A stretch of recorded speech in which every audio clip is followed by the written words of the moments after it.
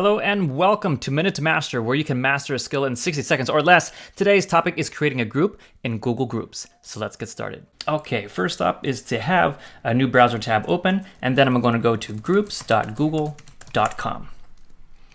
The page will load up here, and I'm going to click on this red Create Group button. And I'm going to fill a couple things out. So the first thing I'm going to do is I'm just going to make a new group.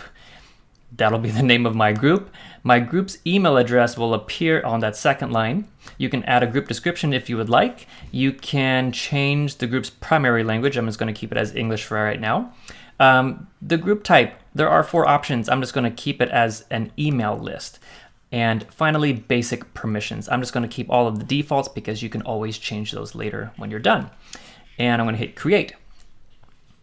And that's it. You've created your first group. A little box will pop up in the end saying that it is done. And that is it.